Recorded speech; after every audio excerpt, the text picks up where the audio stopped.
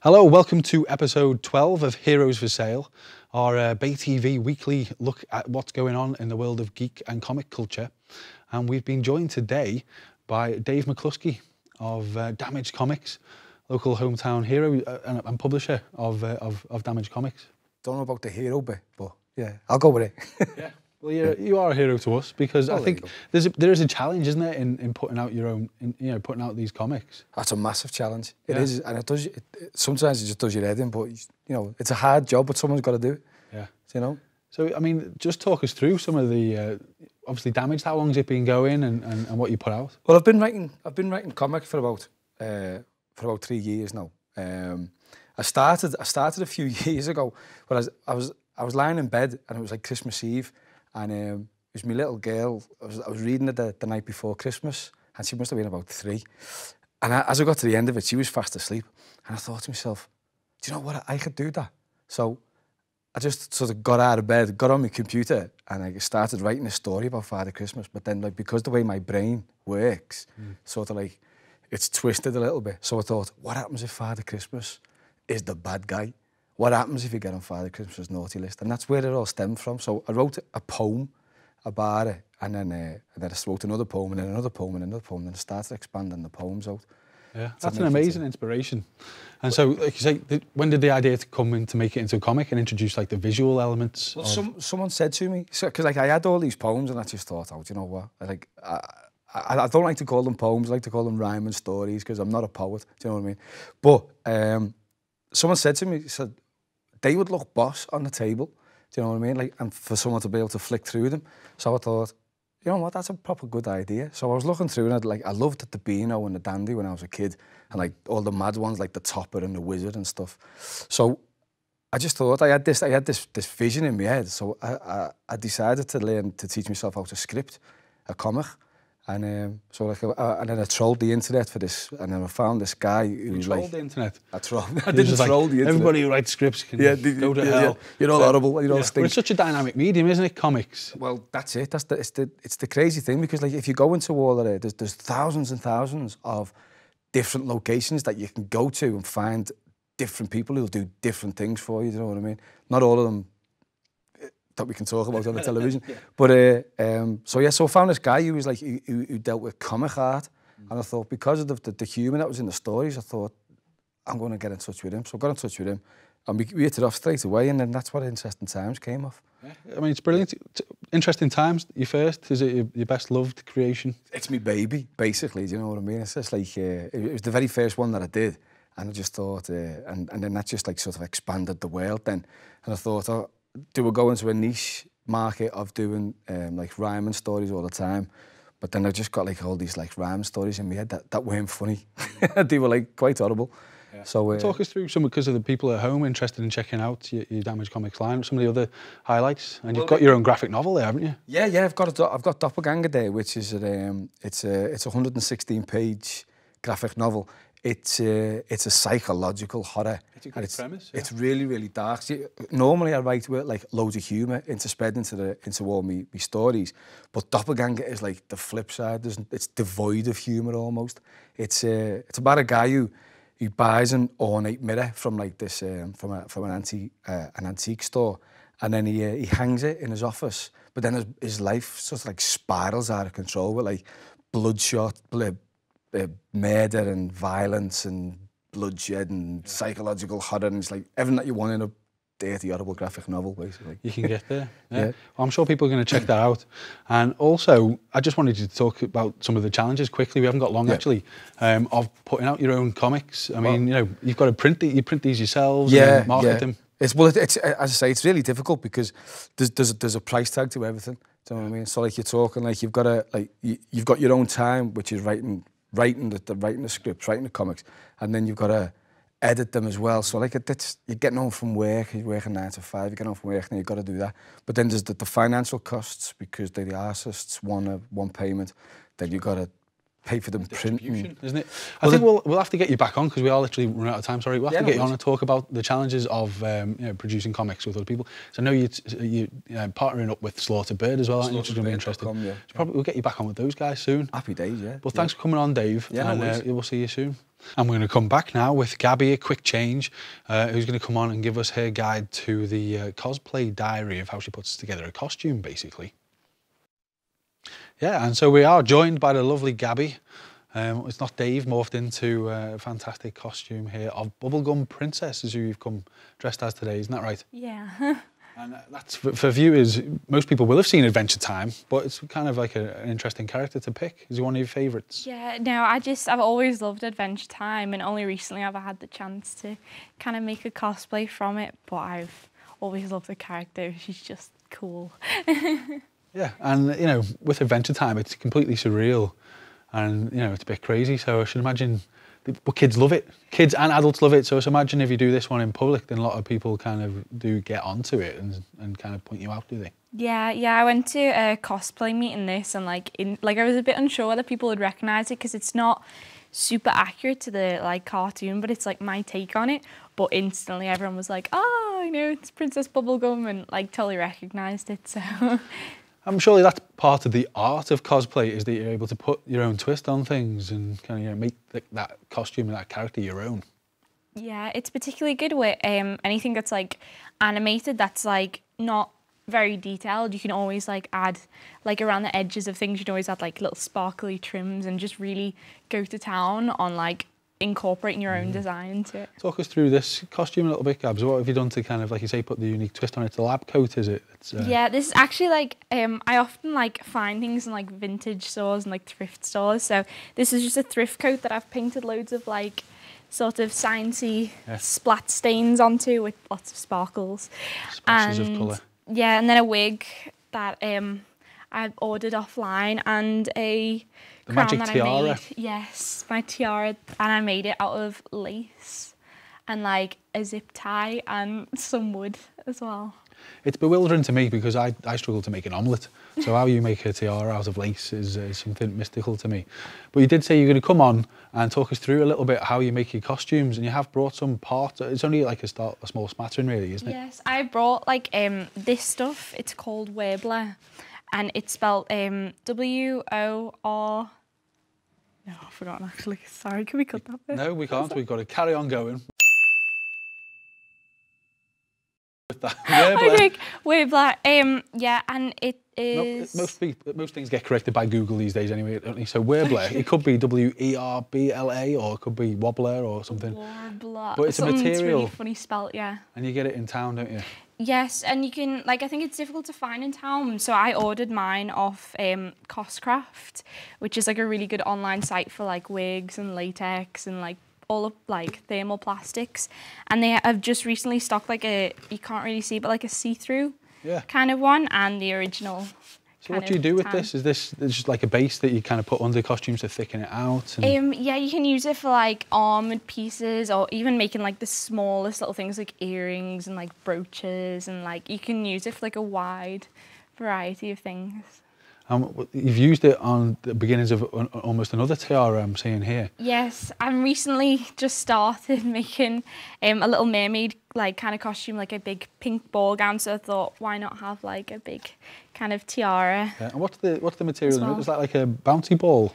It's actually just a really sort of crazy kind of bead that I found one time in a bead shop. It was just sort of on its lonesome, so I thought... It looks like it's glowing, doesn't it? Yeah, I thought it looks kind of paley, so I thought I'd add it in, and lots of little pearls, which I actually purchased from Home and Bargains these. Yeah, that's great, and it's all hand-drawn, the patterns on them. It's I originally started off with a sort of simple kind of paper design, and I only used half because otherwise I'd never be able to match the other side, and just... sort of, it's really easy to draw on Warbler, so you could just draw it out and then sort of cut it out and just sort of start shaping it with my heat gun, my trusty kind of heat gun. Lovely pink colour as well. Yes. That's right, and it's difficult here in the studio to kind of get set up. It'd be almost like Blue Peter style, kind of, this is one I made earlier, bringing it up. But we will come and visit you in your kind of studio den. We'll come and find somewhere so you can talk people through the exact process. But what's that other little stuff that you use to heat up? It almost looks like polystyrene. Oh, it's a thermoplastic called polymorph, and you just put it into like boiling water or like very warm water, and it goes from white to completely translucent, and then you're able to like mold it like putty, and like if you like do something wrong, you can always like reheat it, and you can add like colorants into it so it's colored, and it dries though, or like it hardens when it cools, and it goes back and mold white. it into anything. Yeah, but you can shape it, and then if you don't really like something, or like need something and you've got some like odd shapes, you can always like reheat them down and use it for almost your like the project. Terminator 2, the baddie, where he starts melting. You can do different things with it. That's great, isn't it? So we must remind people at home that you've got your own Facebook, Gabby Monet. Yeah. And also that you're going to be very kindly getting the Liverpool cosplay community to help us with our zombie crawl. Yes, I'm going to keep posting and just like spread the word. This Halloween, that's what we're going to do. We're going to be taking over the city, and we're going to be doing it almost like a cosplay theme where we do superheroes or your own heroes. So thank you for coming on and agreeing to help us with that, Gabs. Oh, no, thank you. And also for those out there who would like to take part in our Purple Revolver zombie crawl, we're looking for you to get into your own heroic costumes and be a heroic dead zombie. And you can check it out on purplerevolver.com.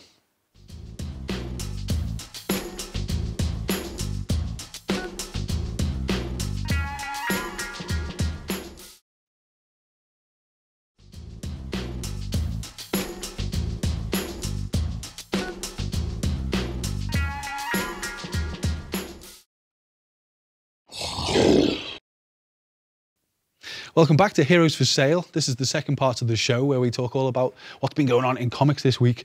And yes, we love Marvel Comics. Yes, we're Marvel Comics heavy because Secret Wars is still going on, and there's a bit of mystery surrounding it because issue 6 keeps getting pushed back, and I believe it's out this week. And I've got with me today, we've got David Hargreaves and Abe Matar, who've been brushing up on the world of Secret Wars, and we're also going to talk about Deadpool v Thanos.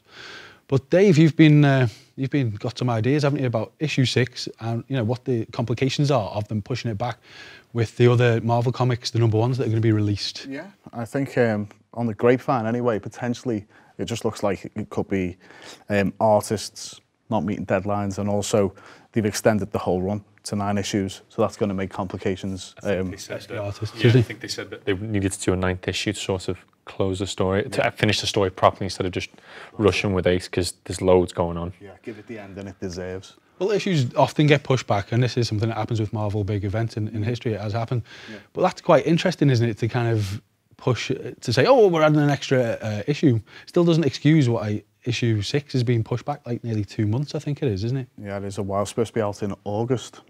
I think what they're trying to do personally, because I'm a big Marvel fan, I give them the dues, is that they want to make it the best it can be. And for me, if that's going to be a little delay, I'll forgive them for it. I think as well, like any good business, they're building up hype. Yeah. You push it back, people want it more, simple marketing ploy, I suppose. Yeah. Well, where are we up to with the storyline? That's something to consider, isn't it? Because they've just brought in this kind of, what I consider the bombshell of Molecule Man coming in and suddenly being, responsible for why Doom was able to create Battleworld and various things. Yeah. And so maybe they're considering rewriting a certain aspect of it. That's actually been in place for a while in the new Avengers story arc that's been touched upon. They had a whole episode for Doom where he actually went around the whole multiverse collecting versions of Molecule Man in order to destroy the Beyonders.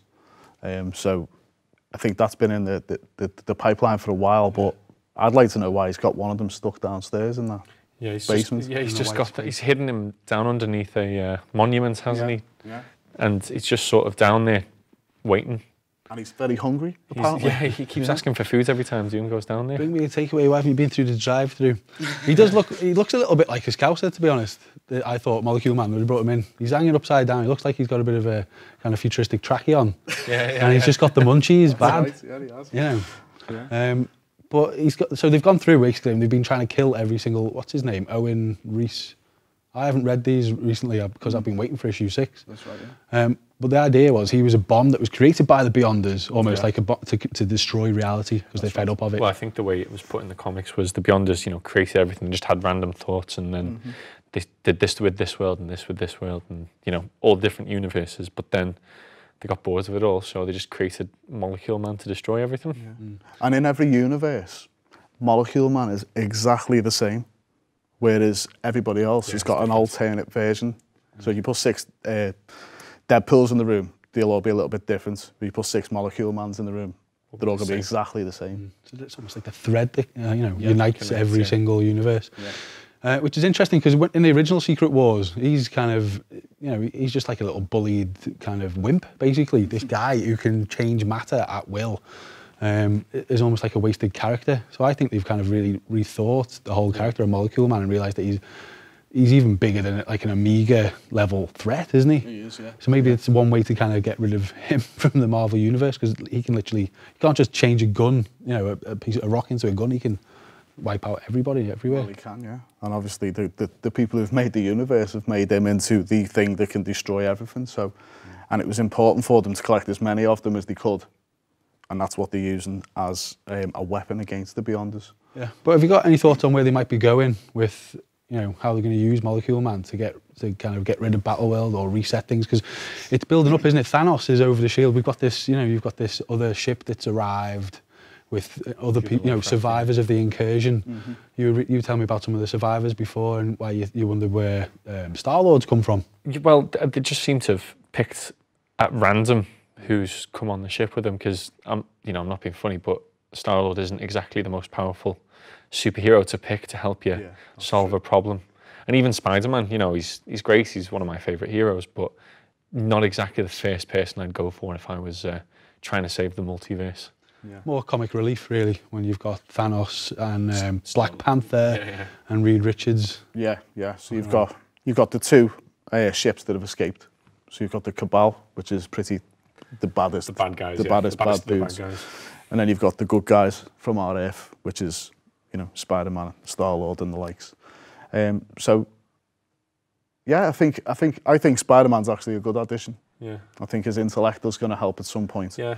But ultimately, I don't know what's going to happen with Molecule Man. I think it's all a mystery to me. Is he going to help destroy this battle world, or separate it all? Maybe that's so. What he'll do. Maybe piece it back together, and then we've got all these different versions of the survivors, basically. Because that was supposed to be the reason for this Secret Wars, is that Marvel completely resetting the universe, aren't they? That's and they're going to have a totally different, or one surviving Iron Man, one surviving, because people are talking about what might happen with Wolverine. Will he return as Old Man Logan? Will he be now just old? Well, that's the storyline they've gone with for this, haven't they? It is Old Man Logan that's got the comics, not like a normal, regular young Wolverine. But there's a lot of talk about killing him off totally Wolverine as well, isn't there? So I think there's looking like there could be a female Wolverine as well coming out of it. I've seen that trailer in the thing. Could be very interesting. But something has got to happen between the Cabal, like you say, and Reed Richards' ship. And that's obviously, I think, predicting what's going to happen. Reed Richards has got to face off against Doctor Doom somehow, because they're the old arch nemesis. To see what's going to happen with Reed Richards and Reed Richards, because you've got the Reed Richards from the Ultimate Universe, who's like the ultimate bad guy, versus Reed Richards from the mainstream universe, who now might be a little bit more twisted, because obviously he thought he watched his wife and kids die while they were escaping the incursion. So I'm very interested to see where that's going to go. Whereas they're actually enslaved to the god Doom, aren't they? With no memory of him, or a hazy memory coming back. They were on that raft for 3 years, because in the comics, Doctor Strange says, you've been there for 3 years, I just haven't opened the pod. So, he's still in that mindset where they've just died, so he's still grieving technically, isn't he? So he's got to have a shave, he's got to get his head together and come out and sort it out, really. They did stock it up with a lot of food, though, before they left. Yeah. That was an interesting point. Give Molecule Man some. Yeah. Well, he's still hungry. Bring some round for him. But it is an exciting week for Marvel, because the other thing we touched on last week is the hip-hop covers, which are out this Wednesday. Yeah. And, we're going to be rushing down and getting some of them. Have you got a couple of favourites in mind? I definitely want to get the Old Man Logan Death Certificate, Ice Cube tribute, and also the Wu-Tang's going to be a big one. Oh, of course, that's standard, isn't it? Mine's the Dr. Dre. Yeah. We get the Doctor Strange version of that album.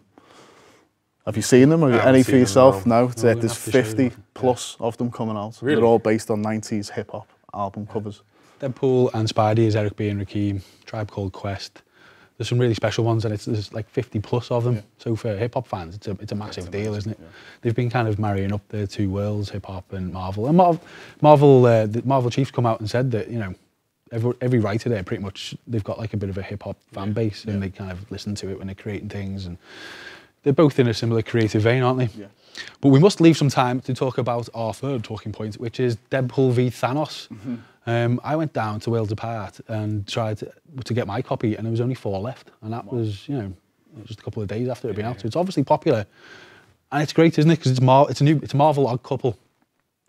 Yeah, they're pretty crazy together. I think there was one page where it sums up the whole relationship, where Thanos is like doing his love letter verbally to Death, and then all of a sudden you see Deadpool singing in the background, and he comes in riding one of Thanos's little minions, like he's a horse. Riders, Yeah. So and then Thanos gets mad, obviously, kicks off, and then what is it that Deadpool starts calling Thanos?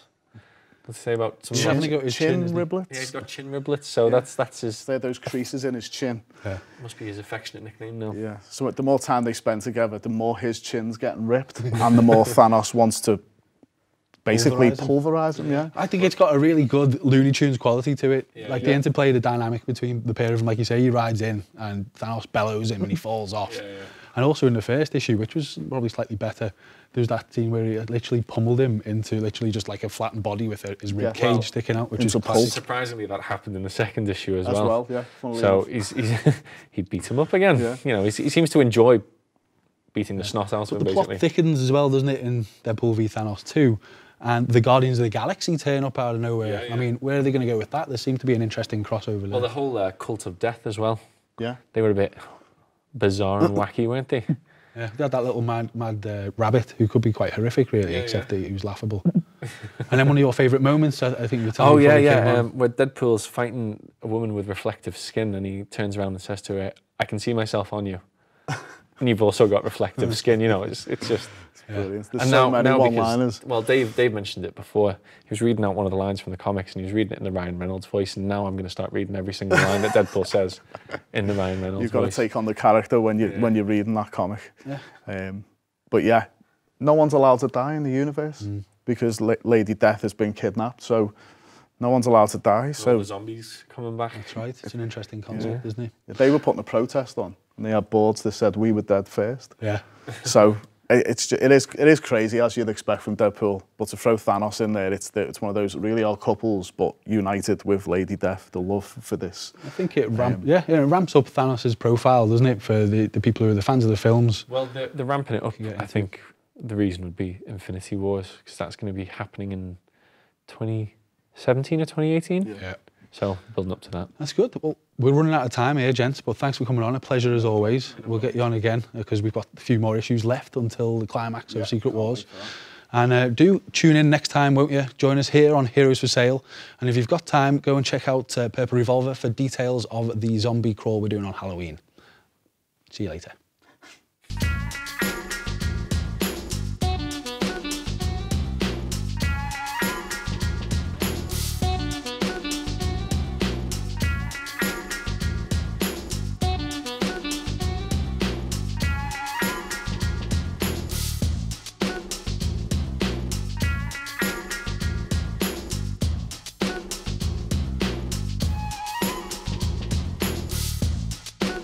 Who shot ya?